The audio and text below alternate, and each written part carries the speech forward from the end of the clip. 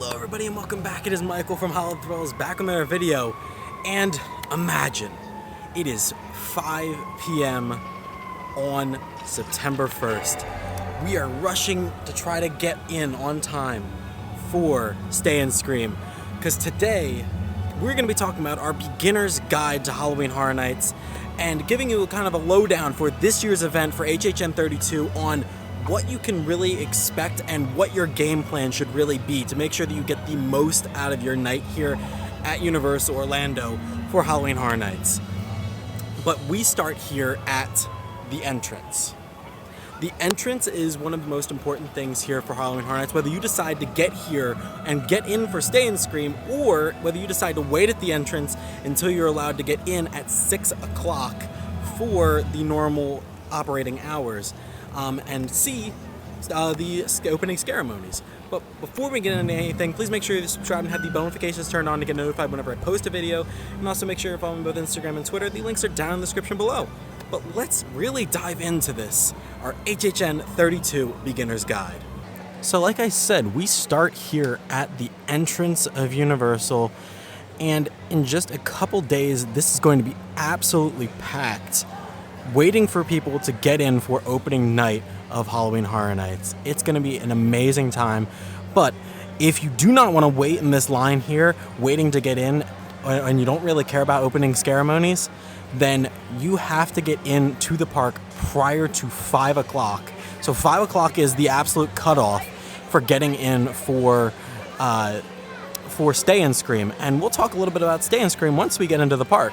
So this year for Halloween Horror Nights, there are 5 different Stay and Scream areas, and I'll just talk you through each individual one and what you get from each individual one for this year's event. Our first Stay and Scream is here at the Today Cafe, and the Today Cafe is, honestly, it's probably one of my least favorite Stay and Scream spots, as the only reason that you would stay here is if you wanted to just get in the park and just not have to deal with those lines up there and didn't really care about getting into a house early, because this location does not actually get you into any of the houses early. It actually just gets you a really nice view of the opening ceremonies. So, I mean, if you care about seeing the opening ceremonies and you don't want to wait in the lines up there, you can come in and sit down here at the Today Cafe. And I believe they do have the inside open during Stay and Scream, so you can just sit in the AC and just enjoy the time and then come out when the opening ceremonies start taking place. So our next Stay and Scream location is over here in Central Park. At least that's where the entrance for the Stay and Scream is. So you're gonna go in and scan your Stay and Scream or your day ticket here, as well as your Horror Nights ticket over at Central Park, and then you will either wait in line here at Central Park, or you'll continue down the line and go over to Simpsons, as they will let you into 2 houses back here. I believe the current rumored houses that you're going to be getting into early for the Central Park Stay and Scream is going to be Universal Monsters Unmasked and The Last of Us. Those are the current 2 rumored Stay and Scream houses for the Central Park zone. So like I said about the Central Park entrance for Stay and Scream, that will take you into Springfield, and you have your options of which house you want to go into, whether it be The Last of Us or Universal Monsters Unmasked. So over here by Louis is actually where our entrance for the New York City Stay and Scream is going to be. So they're going to have like a 10 or 2 set up here where you are going to come up and scan your Horror Nights ticket and your day ticket to get in here, and then this whole area will be open for you to just kind of walk around. You can go down to Finnegan's, you can get a drink, you can just kind of chill out and take pictures of the Scarezone during the day with the props out. It's honestly, the New York Stay and Scream is kind of the popular one, the most popular one, at least out of the last couple years, and this year in particular, just because of the possibility of the few houses that are going to be here. For the New York Stay and Scream, this is where the actual holding pens are for getting in line to get the houses, and as of right now, we don't really know what houses they're going to be. I can only guess that at this point, the houses that you're going to get into are Stranger Things and maybe one of the houses back in the corner, whether that be Yeti Campground Kills or Dragon Challenge. I have a feeling it's going to be Stranger Things and Dragon Challenge though, but this is where the holding pen is going to be for getting in line for those houses for this New York Stay and Scream. This is over here between Despicable Me and the Universal Store, and is supposedly also going to be another one of our Stay and Scream locations, but for hotel guests only. So you may get into this house early if you're doing the Stay and Scream as a hotel guest over here by the Blue Man Group stage. Our last and final Stay and Scream is over here by Richter's in San Francisco, and you're gonna go back by Chaz Alcatraz, back behind Richter's, and that's where the check-in for this Stay and Scream is. So you'll check in here, and then you can wrap around the building, and actually on the other side of the building, right here on the other side of Richter's, is actually where the front of the line for the Stay and Scream entrance is gonna be. So they'll have this blocked off right here with barricades, and then you'll line up back there. You can also stay inside of Richter's in the AC, get some food, get a drink, get your Freestyle Cup activated, but you stay here, and then over there at the Fast and Furious is where you're gonna scream. So Chucky is going to be the house that you get into early if you decide to choose the Richter Stay and Scream this year. Back up at the front of the park though, we're gonna talk about scare zones and just kind of give you a little bit of lowdown of each scare zone that's gonna be at the event this year. So our first scare zone once you get into the park is gonna be right here, right out in front of the Minions land. And this is Oddfellow's collection of horrors, and this is just kind of going to be our table of content zone for this year. So you're going to see a bunch of monsters from the different areas around the park in this one zone, just kind of welcoming you into the park and kind of getting you the vibe of the night. And rumors are right now that Oddfellow might be chilling up there welcoming you into the park at the beginning of the night. But once through this zone, through the collection of horrors, you have really two options, whether you want to continue down Production Central and head through Minions Land towards New York, or if you want to hang the right and go down towards Hollywood. And that's kind of what the order that they kind of want you to go in this year is down towards Hollywood. So I'll take you down that way, and we'll kind of look at the Hollywood zone. So like I said, next up is the Hollywood Scare Zone, and this is called Dark Zodiac. Now, the idea for this zone is that Dr. Oddfellow, who is our icon of this year's event, he is going to be a part of every single scare zone, and he has his own house. And this is kind of his beginning lore of how he got the Staff of Souls and how he became immortal using the power of the Zodiac. So you're going to see a bunch of like twisted Zodiac creatures throughout this zone. You'll see like Sagittarius will be turned into a disgusting monster. You'll see different pieces of like fire and ice, or fire and water and earth and air. It's going to be really cool. But just I'm excited to see the different creatures that are going to be in this zone, because this was an original idea from one of the overseas events, and it has now been ported here into our Hollywood zone for this year for HHN 32. Our next scare zone takes us right into Central Park, and this is Jungle of Doom Expedition Horror. And the idea for this is it is a 1920s style jungle-themed zone where Oddfellow is beginning his trek collecting his monsters that he will use throughout Halloween Horror Nights history. So you'll be going into this zone and kind of seeing all of the monsters that Dr. Oddfellow encountered very early on in his life. And this is just telling the story of just how Oddfellow came to really be how he is today, and just the overruling person that he is. So there is going to be tons of really cool monsters in here, really cool kind of demonic monsters. It's going to be really interesting to see how they do this, and there have been a couple signs of what we could possibly see as far as these monsters in the zone, and it looks pretty scary. And I'm excited to see all the fog in here, and it's going to look awesome. But this is our third scare zone that we have run into today, and this is Jungle of Doom Expedition Horror. Now, oddly enough, we're taking a stop in London here at Universal as we're heading into Diagon Alley, as for the first time for Halloween Horror Nights, they're going to be adding a section here in Diagon Alley as Death Eaters will be finally here in Diagon Alley. They're going to be all over the place trying to scare you. They're going to be It's going to be really cool. I loved the Death Eaters over in Hollywood, and I'm so glad that they brought them over into the main event here over in Orlando. So super excited to see Death Eaters. They have a couple stages on the other side. Like this stage in particular over here on the other side of the Weasley store. I just fully expect there to be fog and awesome lighting, and it's just going to be really cool. I'm excited to see Death Eaters here on the other side of the park. So our next zone takes us into San Francisco, and this is Shipyard 32.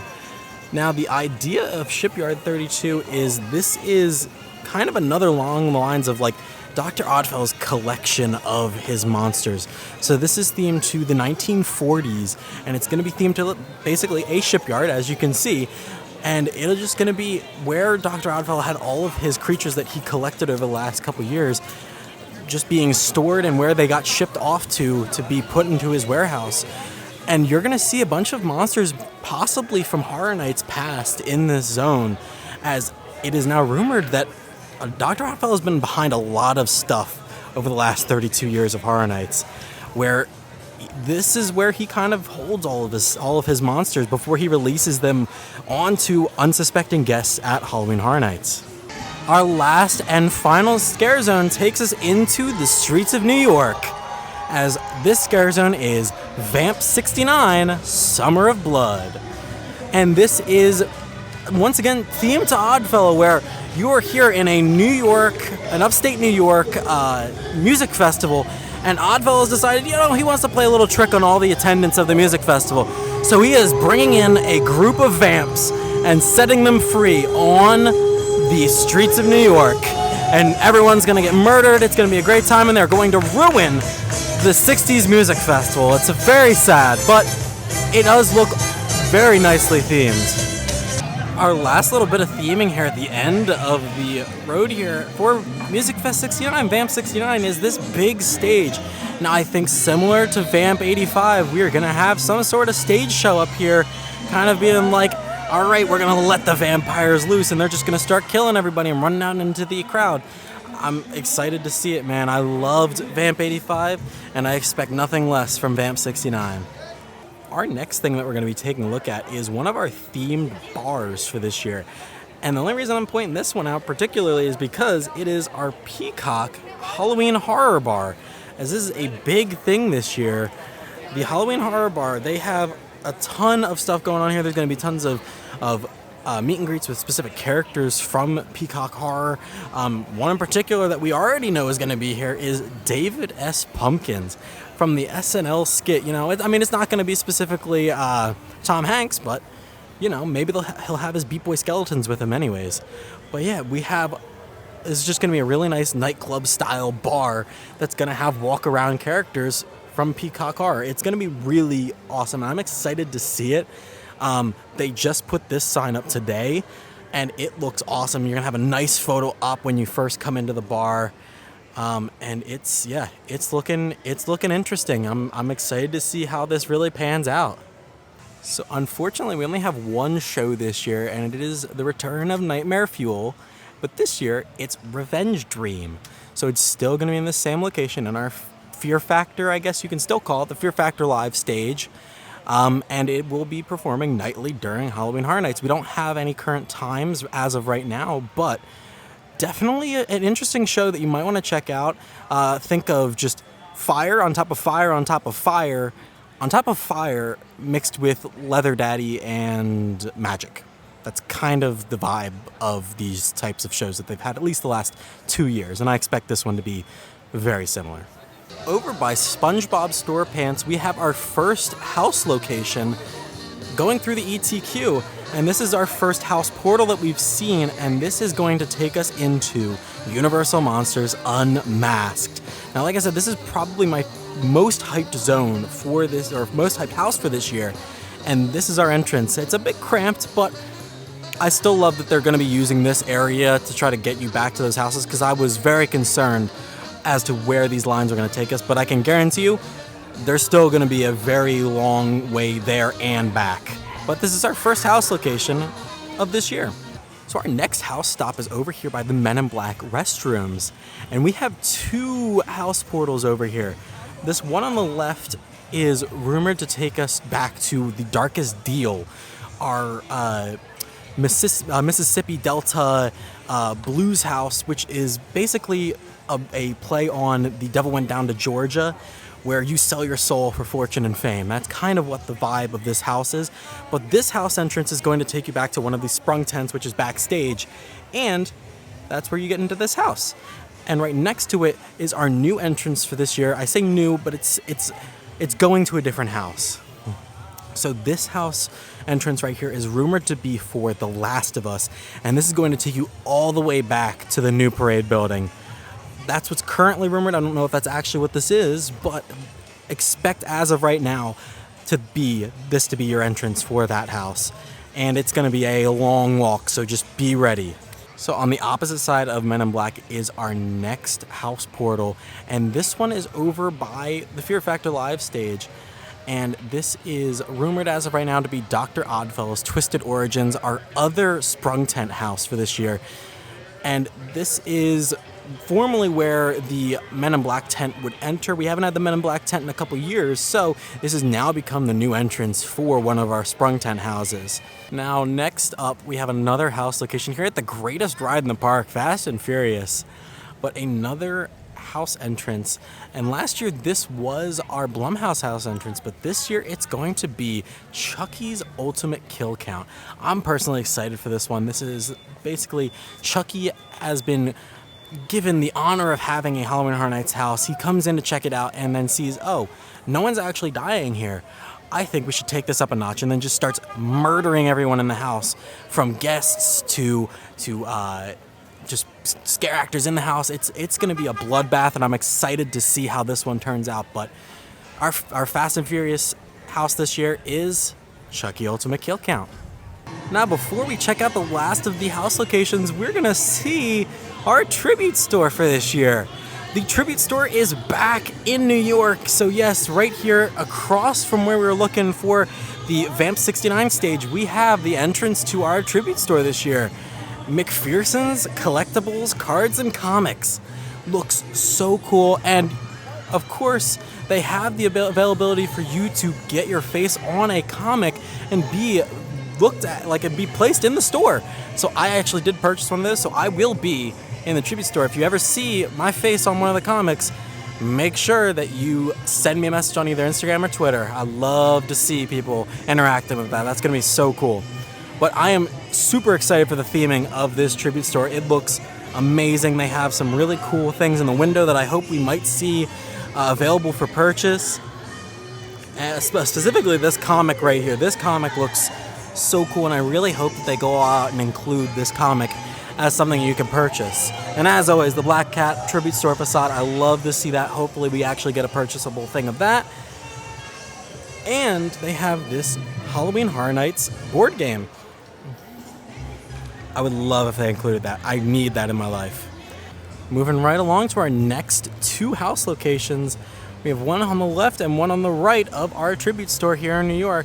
So this house location is either going to be Yeti Campground Kills or Dueling Dragons Choose Thy Fate. And whichever one this isn't, this one is going to be. So both of these are going to be back in the sound stages. And I'm excited to see both of them. I think I'm more excited to see Yeti than I am to see Dueling Dragons. But both of these originals are going to be taking up these two locations here down by the New York Public Library and here by Rip Ride Rocket. And as always, we have a house portal right here by Jimmy Fallon. Now, the current rumor is that this house portal and this house entrance is for Stranger Things Season 4. I have a hard time believing that's where this is going to be, but who knows? This might be where this is. If this isn't where Stranger Things is, this is going to be where Exorcist Believer is, and then Stranger Things is going to be over at our next location. But who knows? But as of right now, it's rumored that this is going to be our house location for Stranger Things Season 4. So this is the house location that I was talking about, the house entrance. As of right now, this is rumored to be the house entrance for Exorcist Believer, but I just can't see that being possible. I would think that they would rather have Stranger Things 4 here, but like I said, as of right now, that's the rumors that Stranger Things is down by Fallon, and this one is supposed to be for Exorcist.